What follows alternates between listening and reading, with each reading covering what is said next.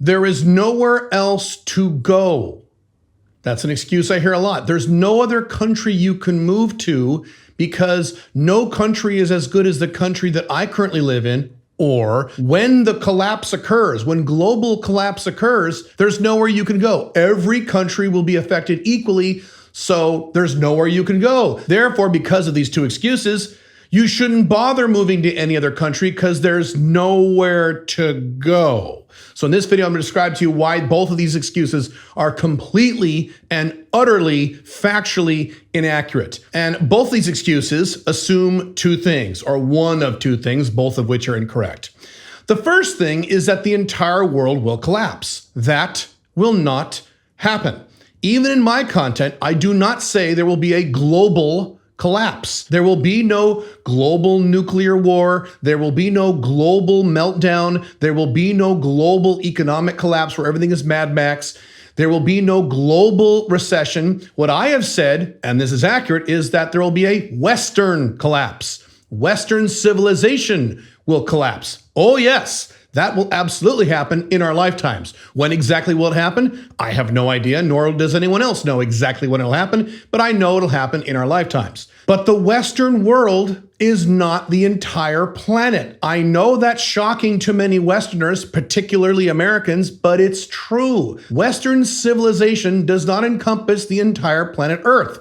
It encompasses some of the entire planet Earth. There are many countries that are outside of the West, that are not part of the West, that will not participate, or at least not wholly participate, in Western collapse. I will talk about this in detail in a minute. The second false assumption is that there is no other country in the entire world that is as good as the country where I live, the United States, Canada, Australia, UK. Usually it's Americans making this excuse. So for the rest of this video, I'm going to state America, but please insert Canada, Australia, Germany, UK, whatever current collapsing, high-tax, quasi-authoritarian socialist country you currently live in, if I say America and you live outside of America, but you do live in the Western world. So first, let's talk about global collapse. Again, this is going to be surprising to you, particularly if you're an American, but there are many countries in the world that if the West collapses, if the United States completely collapsed, wouldn't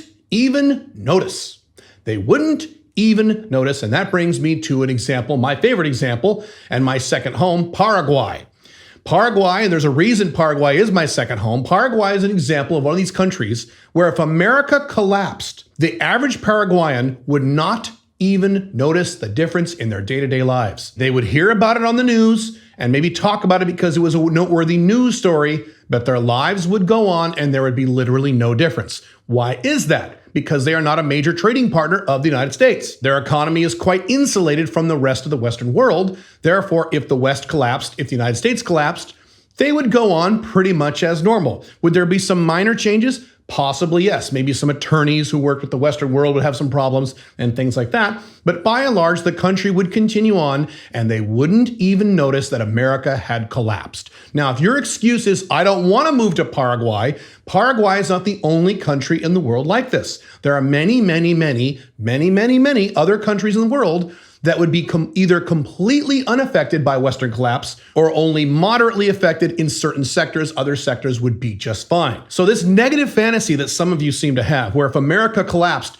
the entire world would instantly turn into a shithole with no exceptions whatsoever, I'm sorry, is not factually accurate. There are many, many regions of the world that would either not be affected at all or barely affected. So yes, there are indeed many places you can go to avoid Western collapse. And again, I gotta say Western collapse, not global collapse. Let me repeat that really quick. I have never said in any of my content that the entire world will collapse. I've said the Western world will collapse, and the Western world is not the entire world. And again, you don't have to move to a place like Paraguay. But if you want help on where to move and to locate a country that would be good for you, you want to get my course Escape Plan at escapeplancourse.com. That's a course that will teach you exactly how to pick the best country for you and actually how to move to that country. Now, the next excuse you might give me is, well, that's a third world shithole country. I don't want to live in a third world shithole country. And that brings us to another incorrect assumption. People seem to think that the developed world and the Western world are two of the exact same things.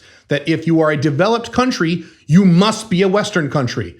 Again, completely incorrect. I live in a country that is not only developed, but has better infrastructure than the United States that is outside of the Western world. I live in the UAE, in Dubai. But that's not the only country. Singapore, Hong Kong, Panama, although I don't recommend Panama anymore. Malaysia. There are many other countries that are fully developed, first world developed countries that are not part of Western civilization. Now, do they have links to Western civilization? Of course. Would they be negatively affected to some degree when the Western world collapses? Yes, they will to some degree. But again, if you think that anything non-Western means third world shithole, you are, I'm sorry, wrong. And I've noticed that many of these excuses are by people who have either never left their collapsing authoritarian high-tax Western country or maybe visited one or two other countries in their entire lives. These are people who are typically not traveled. People who say my country is the best, or if my country collapses, the entire world is screwed. Generally, if you ask these people their international travel experience, it's either zero or very limited. I suggest you do what I did and go visit some other countries outside of the West and check them out. I think you'll be very surprised to see that the infrastructure is not only very good in many of these countries, but in some cases, like where I live, better than the United States or Europe. And that's a fact. Now, if what you're saying instead is, I don't want to move to any country in the world unless it is 100% identical to the United States, then yes, you're fucked. But again, I would ask you a few questions, such as, why are you hell-bent on staying in the United States, a country where everyone is angry, where the tax rates are among the highest in the world, and it gets worse every year? Doesn't make a lot of sense to me. But okay, yes, if you're that picky, if you can't have any differences whatsoever in the country in which you live, then I'm sorry, when America or Canada or Europe or wherever you are collapses, you're just gonna have to go down with the ship because you are not flexible. And as I've said in prior videos, the only two types of men who will survive and thrive during this collapsing dark age in which we now live are men who are very wealthy, that means you have $10 million or more, or men who are hyper flexible. And if you're saying I can't go anywhere unless it is 100% identical to where I currently live, you are not hyper flexible, and you're one of those people who are gonna get squashed by what is coming. Before I go on, I do several videos a week here on how to build your own location independent business and move to a less bad country and do both those things for very little money. So if you have any interest in these topics, you should subscribe to this channel, click the notification bell, put a like on this video, leave a comment on this video, and that way you can get this content for free. Now, the final excuse that I get is, well, you know, Caleb, I mean, if you move outside of the West, but all of your customers are in the West, you're gonna be just as screwed too.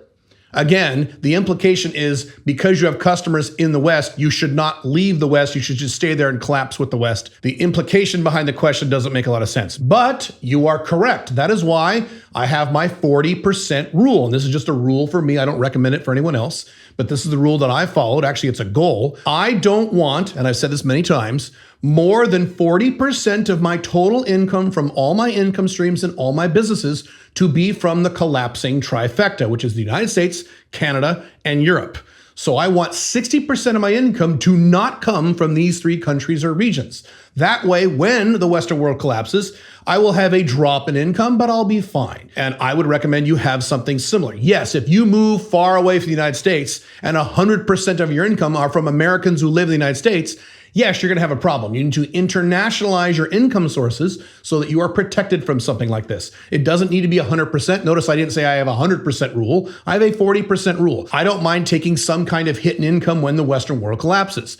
I will be okay, and that's why I've implemented that rule. So again, don't use these things as an excuse. There are many places you can go to protect yourself from Western collapse and or to increase your lifestyle, reduce your cost of living, reduce your taxes, but still have first world amenities if these are things you really want. If you are interested in Paraguay and why that is my second home, you should watch that video right there, and I'll see you in that video.